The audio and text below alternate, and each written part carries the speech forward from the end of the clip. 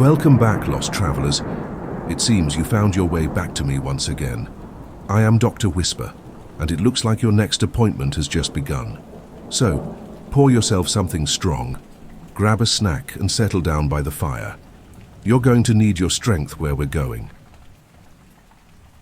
Most people don't believe in monsters. They think cryptids are just stories, legends passed down to scare children. But I know the truth. My name is Jake Morrison, and for the past 12 years, I've made my living hunting things that aren't supposed to exist. I'm what you might call a contract cryptid killer, a professional monster hunter. And today, I'm going to take you behind the curtain of a profession that exists in the shadows, where every contract could be your last, and where the line between hunter and hunted is razor thin. This isn't some glamorous adventure. It's dangerous, lonely, and mentally exhausting work that most people couldn't handle for a single night. But someone has to do it. So let me show you what my life is really like. I didn't choose this life. It chose me. 12 years ago, I was a wildlife biologist working in the Pacific Northwest. I was studying wolf populations when I encountered something that changed everything. A creature that looked like a massive ape, standing over 8 feet tall, watching me from the tree line. A Sasquatch, a Bigfoot, whatever you want to call it. That encounter opened my eyes to a hidden world. I started researching, connecting with others who had seen things, and eventually, I met someone in the business, an older hunter named Marcus, who had been doing this for 30 years. He taught me everything: tracking, weaponry, negotiation, and most importantly, how to survive. You don't just wake up one day and decide to be a cryptid killer. There's no school for this, no certification program. You learn by doing, and you either survive or you don't. Marcus didn't sugarcoat it. 70% of people who try this career die within the first 5 years, he told me. Either the creatures kill them or the stress does, but I was determined. I spent 2 years training, learning how to track in any terrain, how to identify cryptid signs, how to handle specialized weapons, and how to negotiate contracts with clients who were desperate enough to pay for someone like me. People always ask me, who hires a cryptid killer? The answer might surprise you. My clients range from wealthy landowners to small-town mayors, from farming communities to corporations. Anyone who has a cryptid problem and enough money to fix it. Here's how it typically works. I receive a contact through encrypted channels. We can't exactly advertise on Google. The client describes their problem: livestock disappearing, workers attacked, property damaged by something unexplained. I ask questions, review any evidence they have, photos, videos, physical traces, and determine if it's actually a cryptid or just a regular animal problem. If I take the contract, we negotiate terms. My base rate is $25,000 plus expenses. High-risk targets like Wendigos or Dogman can go up to $75,000 or more. I require half up front, half on completion. And completion means one of two things: elimination or relocation. Yes, relocation. Not every cryptid I encounter needs to die. Some are just animals trying to survive in a world where their habitat is shrinking. If I can safely relocate them to protected wilderness areas, I will. But some creatures, the ones that have developed a taste for human flesh or show persistent aggression, those have to be eliminated. It's not personal. It's survival. The contracts are legally interesting too. Everything is done through NDAs and liability waivers. My clients can never publicly acknowledge what I did. As far as the world is concerned, their problem just mysteriously went away. I operate in complete legal gray areas. Technically, I'm just a wildlife management consultant. Let me be brutally honest. This job will kill you if you're not careful. I've been injured more times than I can count. I have scars from claws, teeth, and things I can't even identify. I've broken bones, suffered concussions, been poisoned, and once nearly bled out in the woods before I could reach help. The physical challenges are immense. Cryptids are apex predators with strength, speed, and senses far beyond normal animals. A dogman can run 40 miles per hour and has the intelligence of a human combined with predatory instincts. A Wendigo is virtually silent, incredibly strong, and can track you by scent for miles. Thunderbirds have wingspans of 20 feet and talons that can crush bone. You can't just shoot these things with a regular gun and expect them to go down. I use specialized ammunition, silver-tipped rounds, explosive projectiles, custom loads designed for maximum stopping power. Even then, it often takes multiple shots to bring down a large cryptid, and if you miss or only wound it, you've just made it angry. I've learned to never hunt alone when possible. I have a network of 3 other hunters I trust with my life. We work together on high-risk contracts, watching each other's backs. Even then, we've had close calls. 2 years ago, my partner Sarah was nearly killed by a pack of creatures we were tracking in Montana. She survived but retired immediately after. Can't say I blame her. The physical preparation never stops. I train 6 days a week. Cardio, strength training, weapons practice, tactical scenarios. I have to maintain peak physical condition because a single moment of weakness can mean death. I'm 42 years old and I'm in better shape than I was at 25. I have to be. The physical danger is only half the battle. The mental and emotional challenges of this work are equally devastating.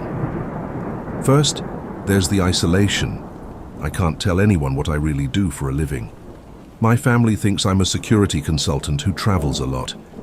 I have no close relationships because how do you explain to someone why you disappear for weeks at a time, come home covered in unexplained injuries, and wake up screaming from nightmares? I've been divorced twice.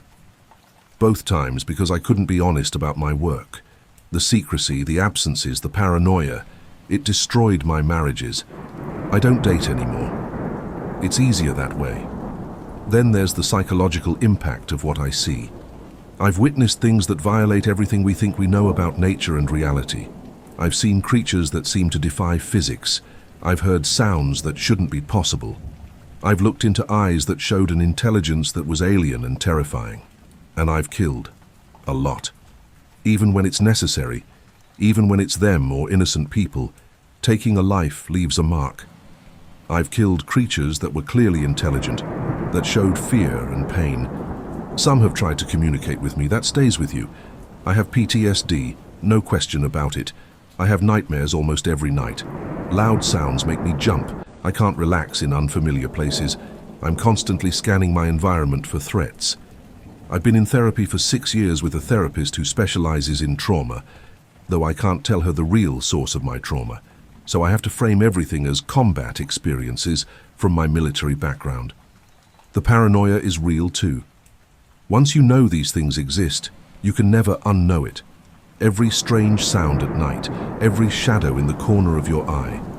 You wonder if it's them. I sleep with weapons within reach. I have security systems that would make a paranoid billionaire jealous. I can never truly relax. One of the hardest parts of this job is the ethical complexity. These creatures are rare, possibly endangered. Many of them are the last of their kind. When I kill one, I might be eliminating an entire species from existence. That weighs on me. I've encountered cryptids that were clearly just trying to survive. A Sasquatch family raising their young. A creature that was only aggressive because humans had destroyed its habitat. In those cases, I face a terrible choice. Do I complete the contract and kill something that doesn't deserve to die? Or do I violate my agreement with my client? I've broken contracts before. I've told clients their problem was solved when I actually just relocated the creature. I've taken the financial hit and reputation damage because I couldn't bring myself to kill something that didn't need to die. It's cost me work, but I can live with that. I couldn't live with unnecessary slaughter. There's also the question of what happens if the world learns these things are real. Would it be better for humanity to know? Or would it trigger mass panic, hunting parties, and the extinction of species that have survived for thousands of years? I don't have the answer, but I think about it constantly. Some of my colleagues have no such qualms. They kill everything, no questions asked. I've met hunters who enjoy it, who get a thrill from the hunt. Those people scare me more than the cryptids do. There has to be a line, a code. Without that, we're just murderers with good marketing. Despite the high fees, this isn't actually a lucrative profession when you factor in expenses. A single contract might pay $50,000, but here's what comes out of that. Specialized weapons and ammunition, $5,000 to $10,000. Tracking equipment, night vision, thermal imaging, another $5,000. Transportation, often to remote locations, 3,000. Medical care for inevitable injuries, thousands more. Equipment replacement and maintenance, ongoing costs. Bribes to local officials to look the other way, sometimes necessary. After expenses, I might clear $20,000 on a $50,000 contract, and contracts are inconsistent. Some months I have 3 jobs lined up, other months nothing. I have to maintain a substantial reserve fund to cover living expenses during dry periods. I can't get normal insurance. I can't even accurately report my income without raising red flags. I operate largely in cash and cryptocurrency. I have to maintain multiple identities and bank accounts. It's financially exhausting and technically illegal in ways I try not to think about too much. So, why do I keep doing this? With all these challenges, why not quit because someone has to do it? Because I'm good at it. And because, despite everything, there's a part of me that feels alive in this work in a way nothing else has ever made me feel. I've saved lives. I've protected communities. I've prevented people from experiencing the trauma of losing loved ones to creatures they can't understand or explain. A farmer in Idaho still sends me Christmas cards because I stopped the creature that was killing his livestock and threatening his children. A woman in Oregon sent me a photo of her daughter's wedding because I eliminated the Wendigo that had been stalking their property. Her daughter might not have lived to see that day otherwise. I've also preserved cryptid lives. I've relocated dozens of creatures to safe habitats where they can live without threatening humans. I like to think I'm maintaining some kind of balance between our world and theirs. And honestly, there's something profound about knowing the truth. Most people live in ignorance, thinking they understand how the world works. I know better. I've seen wonders and terrors beyond imagination. That knowledge, as burdensome as it sometimes is, feels important. The life of a contract cryptid killer isn't glamorous. It's dangerous, lonely, psychologically damaging, and ethically complex. It's a job that requires you to give up normal life, normal relationships, and normal safety. It's a job that will probably kill me eventually. But it's my job. It's my calling. And until I can't do it anymore, I'll keep hunting the things that hunt us. I'll keep protecting people who don't even know they need protection. I'll keep walking that line between the known world and the hidden one. Because someone has to. And for now, that someone is me. If you've ever wondered what it's like to live on the edge of reality, now you know. This is my life, this is my burden, this is my purpose, and I wouldn't change a thing.